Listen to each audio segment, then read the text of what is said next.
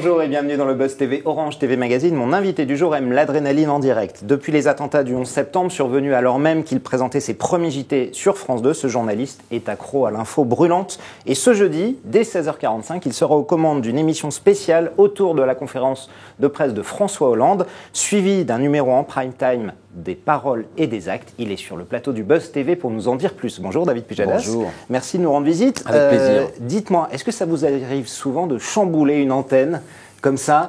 Vous dégagez tout le monde, l'Access, le Prime, pour une émission spéciale. Comment est venue l'idée? Vous avez pris la décision rapidement? Vous savez, on a un patron de France 2 qui est un journaliste. C'est vrai, Thierry Tuillier. Alors, il a ça dans le sang, et beaucoup d'entre nous aussi, donc on est à peu près sur la même longueur d'onde. Et j'allais dire à événement exceptionnel, traitement exceptionnel, on a rarement vu une telle situation politique, on a une sensation d'inédit. Alors cette conférence de presse, c'est vrai qu'elle est très attendue. La retransmettre en direct, on l'a déjà fait, on va le refaire. Et dans la foulée, la rentrée des paroles et des actes, parce qu'on a envie de prendre la mesure de ce qui est en train de se passer. Qu'est-ce qui se passe? Est-ce que c'est simplement une crise politique? Est-ce que c'est une crise plus générale du politique en France? C'est de tout ça dont on va débattre. Alors, on est d'accord évidemment que c'est l'actualité brûlante de cette rentrée qui vous a poussé à le faire, parce qu'une conférence de presse de François Hollande, vous n'avez jamais, vous ou une autre chaîne, interrompu vos programmes pour faire ça. La conférence de presse de François Hollande, on l'a déjà retransmise. C'est toujours un moment fort, c'est toujours un moment d'intensité, donc on l'a déjà retransmise. On l'a fait pour les deux précédentes. Là, la nouveauté, c'est qu'en quelque sorte, il y a l'antenne en continu, parce que de 16h45 jusqu'à 23h15, vous aurez la politique, l'actualité sur France 2 pour tous les passionnés d'information, pour tous ceux qui se demandent ce qui se passe en cette rentrée. Ce sera un grand rendez-vous. Alors, qui allez-vous recevoir, David, ce soir dans Des paroles et des actes, juste après, évidemment, pour analyser la conférence de presse de François Hollande? Tous les partis confondus, évidemment? Oui, alors il y aura deux temps. Il y aura une partie plus politique, avec les grands leaders, avec François Bayrou, avec Marine Le Pen, avec Nathalie Kosciusko-Morizet, avec Pierre Laurent, j'en oublie sûrement, avec des patrons, avec des salariés, encore une fois pour essayer de comprendre ce qui est en train de se passer, pour essayer de tirer les leçons aussi de ce qu'aura dit François Hollande. Dans une deuxième partie, ce sera des éditorialistes, ce sera des intellectuels, et là aussi ça va brasser. On va essayer d'aller un peu plus loin, on va essayer de prendre du recul, de prendre de la hauteur. Est-ce que ce qui se passe est vraiment inédit? Est-ce que c'est lié à ce quinquennat? Est-ce que c'est une évolution plus générale? L'impuissance du politique, où est-ce que ça nous mène? De quoi ça ressort? Voilà, ce sera toutes ces questions-là. Est-ce que cette rentrée marquée, d'ailleurs sur plusieurs jours d'affilée, on l'a vu, c'était assez impressionnant, par évidemment les sondages, le livre de Valérie Trierweiler, les frondeurs, le vote de confiance limite de l'Assemblée nationale, le remaniement, tout ça, c'est suffisant justement pour faire bouillir la cocotte de la politique française en entier? Oui, c'est suffisant, et on voit que les gens sont pris d'une sorte de sidération devant ce qui se passe et qu'ils essayent de comprendre. Est-ce que c'est une impasse française? Est-ce que c'est une impasse conjoncturelle ou plus structurelle du politique? Bien sûr que c'est inédit. Qui aurait pu s'attendre à une rentrée pareille, à une telle cascade d'événements, à une telle impopularité de l'exécutif? Voilà, on est vraiment dans le dur. Donc oui, à situation exceptionnelle, traitement exceptionnel. Alors quelques-uns, notamment dans la majorité, et c'est normal puisqu'ils sont attaqués, reprochent aux journalistes de mettre de l'huile sur le feu en permanence. J'allais dire, pour le coup, vous sentez une responsabilité, David, vous, ou les journalistes de manière générale, là-dessus, où ce qui se passe suffit? Mais je crois qu'on se sent, nous en tout cas France 2, de toute façon une responsabilité de manière générale. C'est pour ça que dans tous ces événements qu'on rapporte, nous, on fait le tri. Nous avons décidé de ne pas parler du livre de Valérie Trierweiler. On l'a fait en conscience parce qu'on considère qu'on ne peut pas déplorer l'abaissement du débat public et en même temps relayer l'insignifiance, le privé, la violation de la vie privée, comme s'il s'agissait d'un fait politique. Donc on fait le tri. En revanche, sur la situation économique, sur la situation politique, sur la fragilité de la majorité, évidemment qu'on doit faire notre boulot. Évidemment qu'il y a un regard critique à apporter sur ce qui se passe. Alors justement, ce choix fort, vous l'avez dit, de ne pas parler du livre de Valérie Trierweiler. Vous avez d'ailleurs publié un article dans le Nouvel Obs où, je vous cite, vous expliquez que la responsabilité n'est pas devenue ringarde et qu'on doit se sentir effectivement cette responsabilité. Vous la sentez vraiment aux 20h, vous? Ou est-ce que c'est le fait que la vie privée et publique est dissociable totalement pour vous? On ne peut sans doute pas tracer une frontière hermétique entre l'une et l'autre. On voit bien qu'il y a des événements qui se recoupent. Mais nous ne sommes pas condamnés à être un robinet ouvert qui déverse tout ce qui se passe sur les réseaux sociaux, sur Internet, dans l'édition ou ailleurs.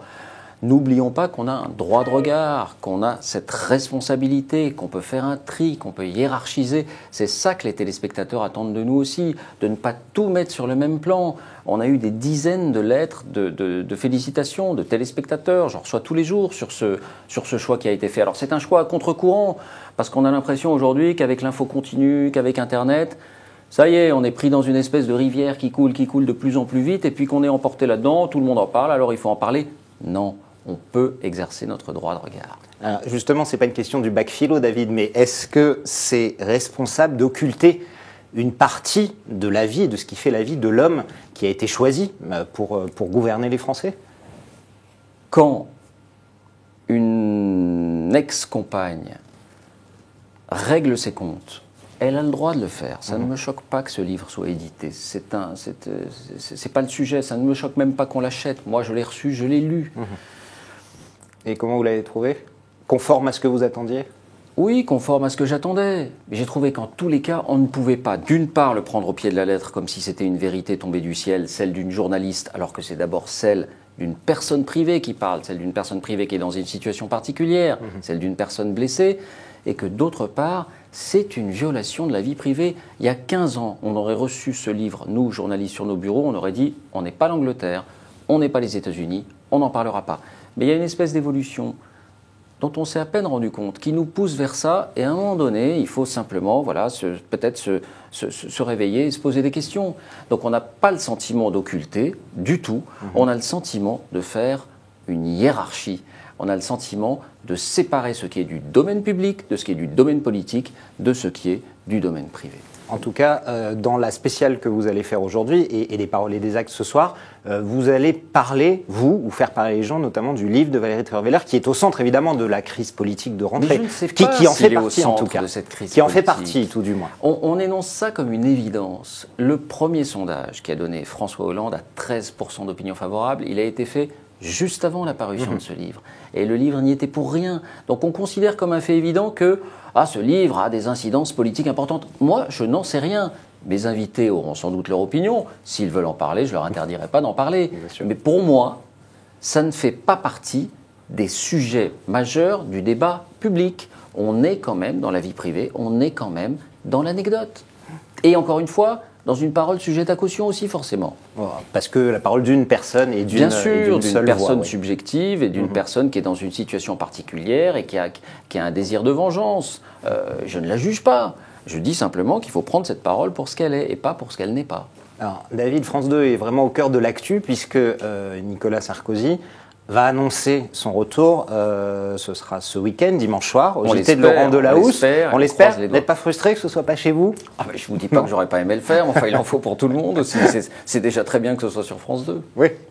Un petit mot quand même sur votre JT et vous, qui se porte très bien depuis la rentrée. Votre bébé va bien, 4,5 millions de téléspectateurs en moyenne, 19,5% de part de marché. Vous êtes quand même à plus de 100 000, plus d'1 point d'audience gagné par rapport à la rentrée dernière. Comment vous l'expliquez? Le retour de Nagui ou une bonne actu? Il faut bien dire que... Parce que Nagui en access, effectivement, bien sûr, fait des il faut très bien bons dire qu'il y a une mécanique des programmes qui fait que nous bénéficions aussi de la bonne santé de Nagui. On le dit quand ça va moins bien, il faut le dire quand ça va mieux. Merci Nagui et bravo. Par ailleurs, chacun aura pu le constater, il y a une offre renouvelée du journal, une offre renouvelée sur le fond, avec une info plus corsée, avec une nouvelle rubrique qui est gérée de main de maître par Agnès Varamian, qui a pris la rédaction en chef en main, et qui s'appelle L'œil du 20h, et qui va, j'allais dire, un peu au-delà des apparences, qui fait le contre-champ, ce que vous avez l'habitude de voir, les apparences. On vous explique un peu les cuisines, on vous explique un peu les coulisses, on va un peu au-delà, on va un peu plus loin. Et puis renouvelé sur la forme aussi, avec un nouvel habillage qui permet plus de pédagogie, des cartes, puis qui est plus élégant aussi, ça compte dans un restaurant, qu'on soit aussi dans un joli décor et avec de jolies assiettes, ça fait du bien aux yeux. Ça compte aussi. David, un dernier mot, je ne pouvais pas vous laisser partir sans vous demander ça, sur LCI, c'était la chaîne de vos débuts, je sais que vous y êtes aussi attaché. Son avenir est aujourd'hui menacé, sérieusement menacé. Ça vous désole de voir que cette chaîne risque peut-être de disparaître? Ce serait un crève-cœur, évidemment, ce serait un crève-cœur, ce serait douloureux de voir cette chaîne qui a été pionnière, cette chaîne qui a tant amené et qui amène encore disparaître. J'ai du mal à imaginer que ce soit le cas. Il faudra peut-être l'accepter. Je sais que tout le monde y travaille, je suis ça d'assez près, j'ai beaucoup d'anciens amis là-bas, et j'espère de tout cœur qu'une solution sera trouvée, voilà. Mais ce serait un crève-cœur, bien sûr. La guerre des chaînes d'info, elle est terrible, hein, elle est dure. Oui, elle est terrible. Le marché de l'information, entre guillemets, est concurrentiel dans la presse écrite, dans l'audiovisuel, dans l'info en continu. Oui, bien sûr, bien sûr. Merci beaucoup David Avec Pujadas. plaisir. Merci d'être venu nous voir. Je rappelle donc qu'on vous retrouve, alors vous serez là presque toute la journée, vous prenez l'antenne à 16h45. Mais c'est Julien Bugier qui fera le 20h. Voilà, juste avant la conférence de presse de François Hollande. À 20h45, ce sera des paroles et des actes spéciaux crise du gouvernement, hein, on peut l'appeler comme ça. Vous avez trouvé une appellation, non ? On dit François Hollande et maintenant. Mais vous avez raison, ça va au-delà, spéciale crise politique, disons. Voilà, où nous emmène la politique. Faut-il se résoudre à l'impuissance du politique ? Voilà, on sera un peu dans ces thèmes-là. Eh ben, on vous suivra ce soir dans des paroles et des actes. Merci beaucoup David. Le Buzz TV revient demain avec un nouvel invité.